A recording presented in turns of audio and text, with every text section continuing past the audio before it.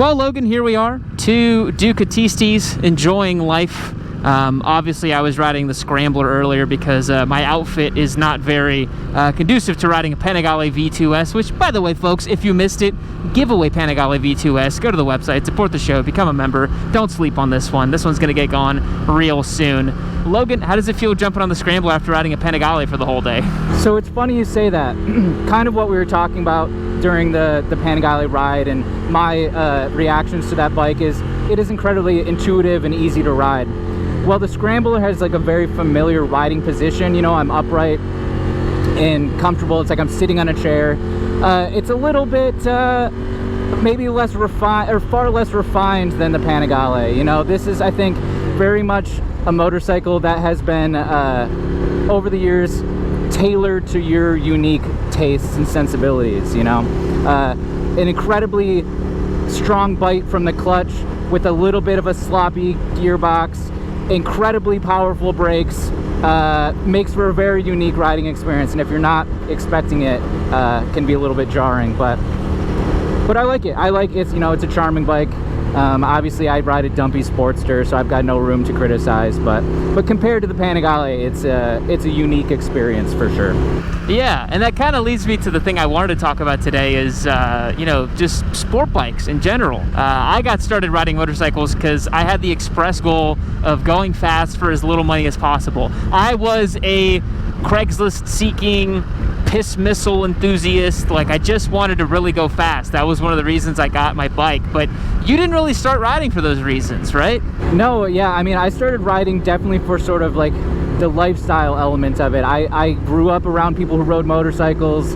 I appreciated the sort of ruggedness of the motorcyclist, that sort of resiliency, self-reliance, someone that's willing to go on adventures, get dirty, working on their bikes. And so that's kind of why I gravitated towards riding. And then the ability to go fast was just sort of like an added bonus. Like, I'm always just like, oh yeah, that's pretty cool, you know. And it's why you bought an 883 Sportster, because you wanted to go fast. Exactly. And still trying to figure out when I'm gonna ever experience that, but no, yeah, the Sportster is very much indicative of my other attitude towards riding. What would you say is the fastest bike that you've been on? I actually don't know. So yeah, I have ridden an R6 a couple times. I have a couple different buddies that have had R6s over the years, but it was always like, you know, out on a ride, and also they were always really annoying to ride with, and they don't like want to stop all the time and whatever. But so probably an R6, or you know, maybe this Panigale felt fast. That's definitely the fastest bike I've ridden in a while. And yeah, I've ridden yeah, so I think all around like the 120 horsepower range is probably the fastest I've ridden. If only I still had my Turbo Hayabusa, man. If only I still had the holy grail of speed. Or the H2. You came on at the wrong time, Logan. That's the issue. Yeah. I mean, I was around for those times, but just not here in person. Not here in person. Yeah. I should have flown you out at least once to ride them or something. And yeah, and I think it'd be cool, and I'd like to experience something like that. But again, yeah, I don't really have that desire. And no, even when we're talking about like I enjoyed riding. We were just on the highway when I was on the Panigale, and I enjoyed riding it pretty quickly, pretty spiritedly. And I couldn't tell. It's like I've clearly got desensitized to speed, because I was like, yeah, that didn't feel crazy or unsafe or whatever, right? But even though I'm kind of desensitized to it, I don't really have a desire to push that threshold further, at least at this moment. But again, I think I just approach motorcycles differently than some people, and that's okay.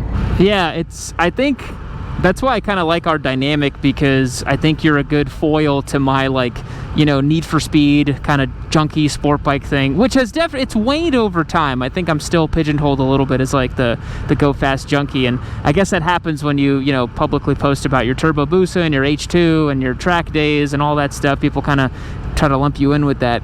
But over the years, I've got to the point where, like, I really enjoy riding those type of machines in more controlled environments and being able to actually experience what they can do.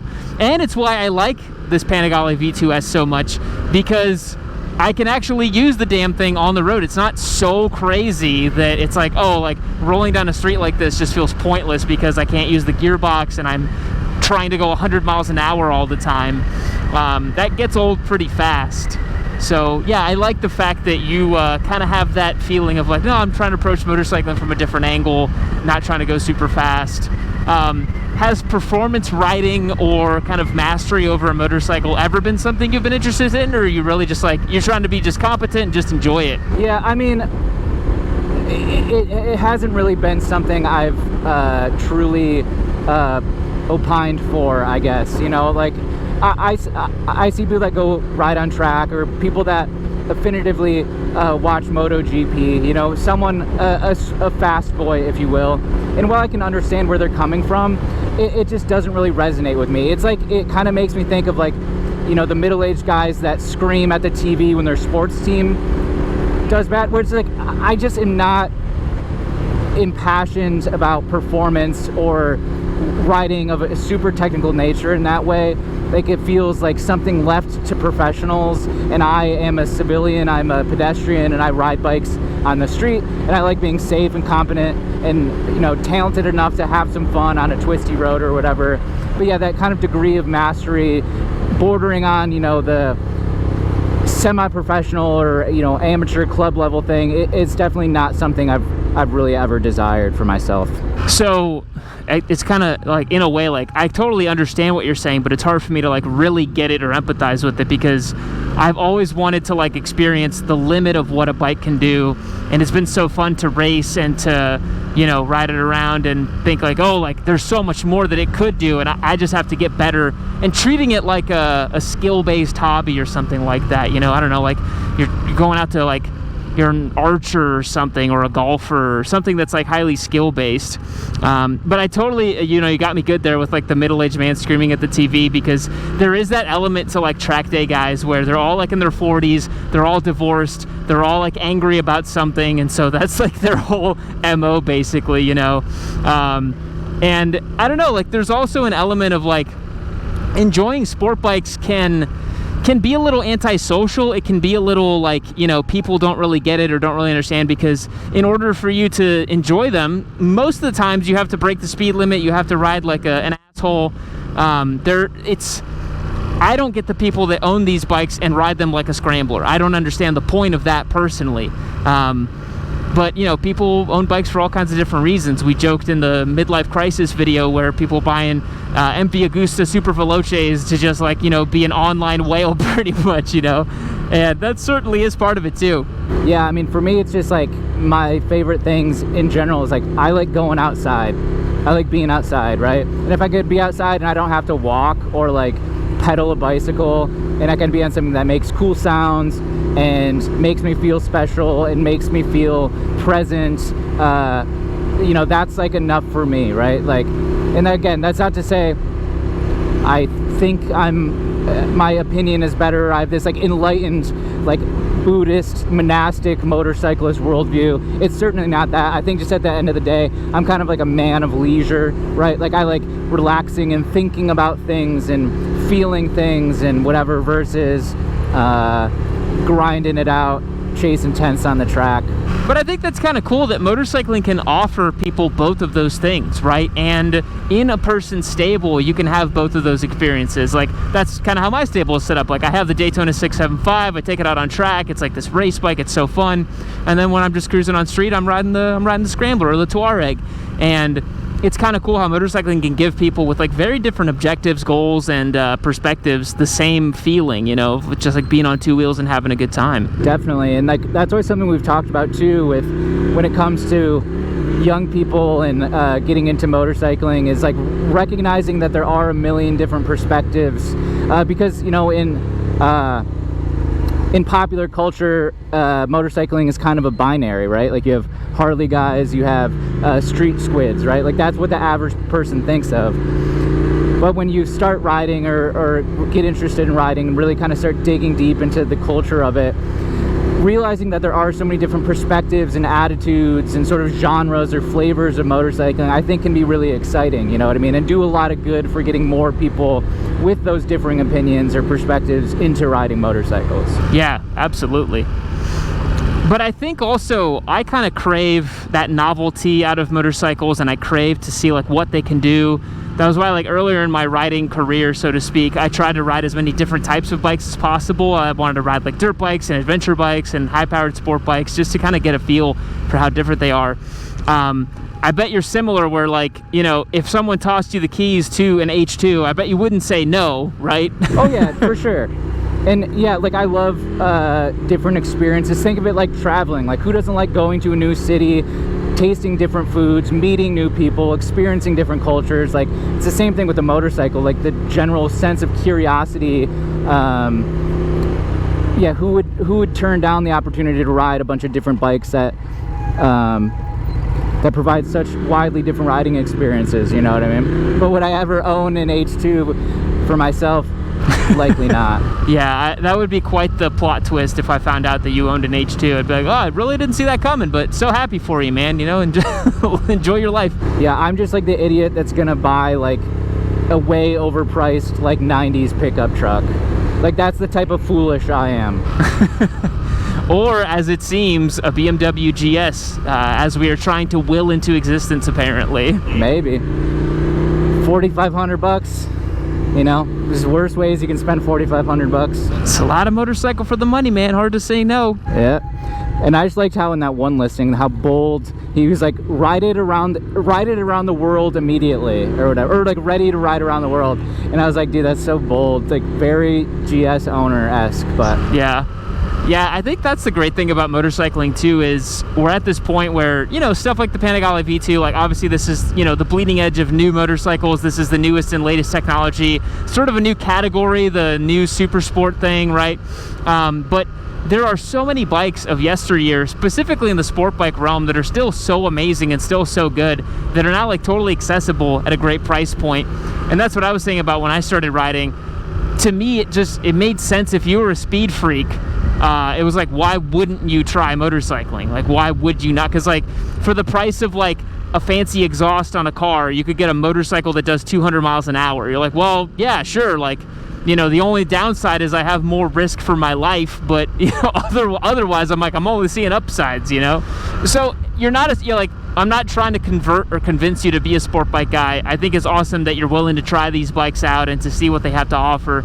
If you were to buy a sport bike, if someone said, all right, you need a sport bike, what are you gonna get? What would you get? I mean, as someone that has an affinity for character and charm, and I like that sort of more premium aesthetic or whatever, if I had to get a sport bike, honestly, something like this, the Panigale V2, especially this new generation, would definitely interest me. You know, maybe I'd be a little bit more eager to do something like that if, like, with like the Street Fighter V2 or something. But yeah, I mean, because Japanese sport bikes, like your traditional inline fours, like, don't do it for me, like, at all. Like, I could literally care less.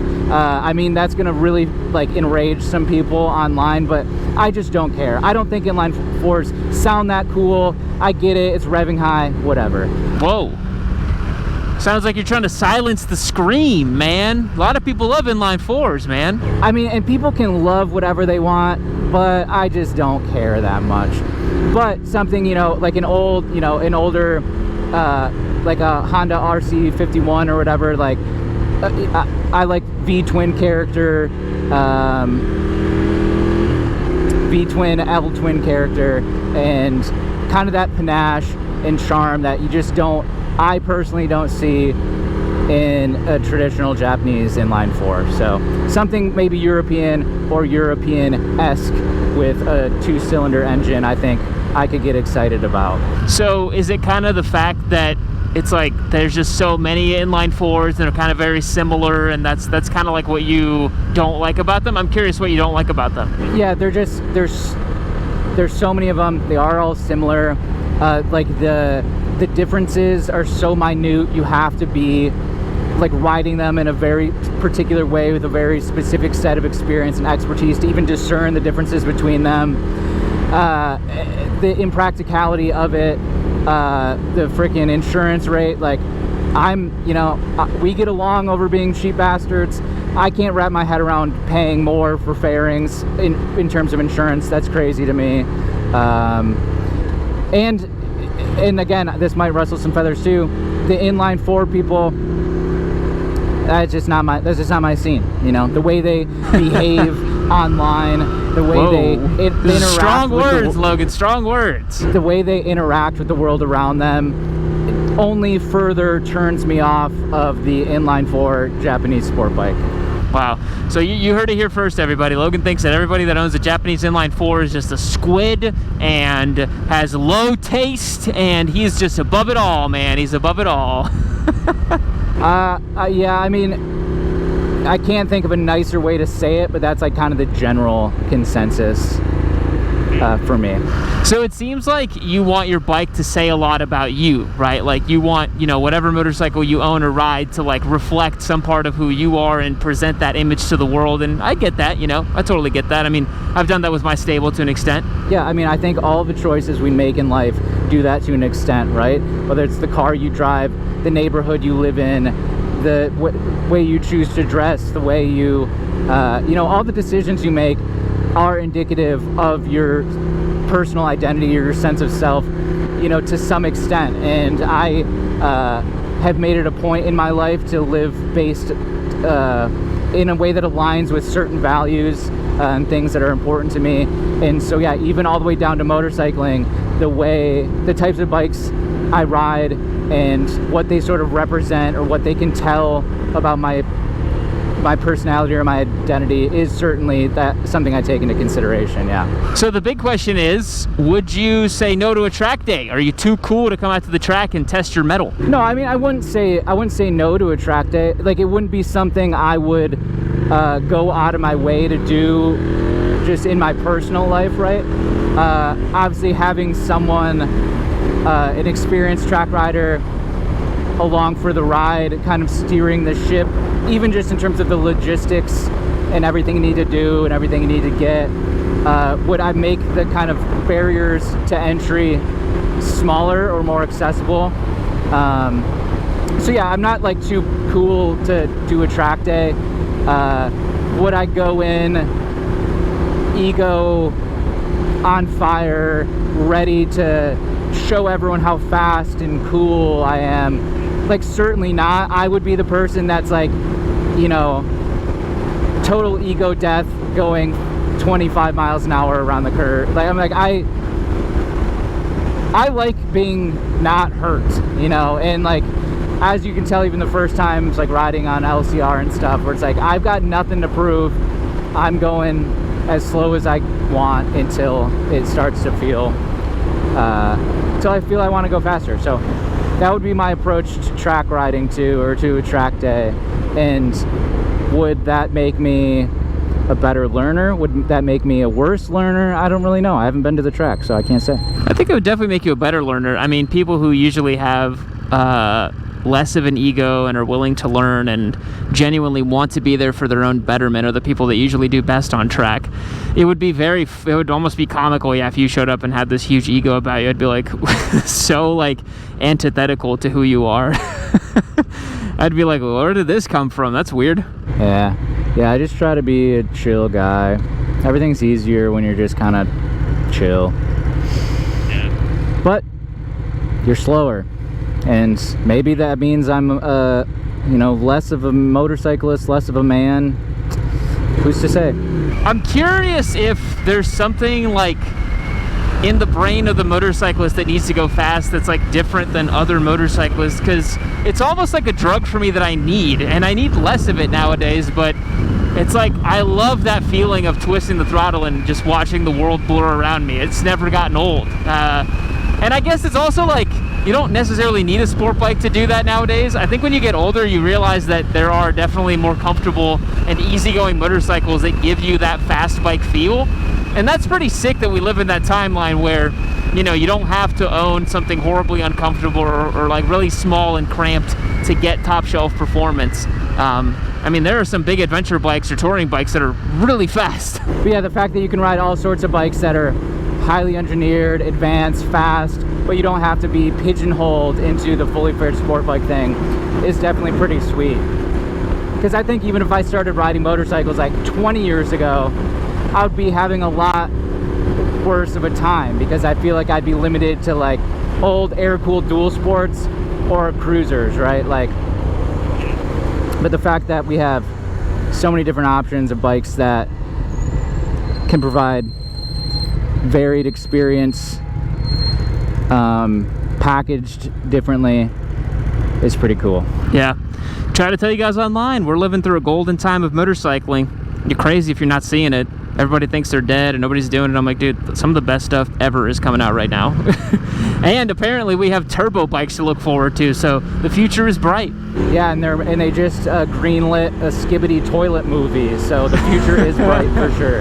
Very, very bright. On that note, boys, thanks so much for checking out today's video. Hope you're liking these more casual dual vlogs that Logan and I are doing. Remember, this is a giveaway Panigale V2S. You're not going to want to miss it on the website. Join as a member on YamiNoob.co. Support the show. We are one of the largest, perhaps the largest, independent motorcycle media company on YouTube. There's no corporate sponsors, no big boys calling the shots behind the scenes. Literally just me, guys like Logan behind the scenes, working to make the best motorcycle videos that you can see on the internet. Thanks for checking it out. Catch you later. Ah, you've made it to the end of another YamiNoob video. Aren't you just a special little cookie? Aren't you just something so great? Aren't you just, look at you, you're just so freaking cute. Why don't you go ahead and click on the next video? Why don't you go ahead, listen, hey, I'm just kidding around. Hey, listen to me. Click on the video.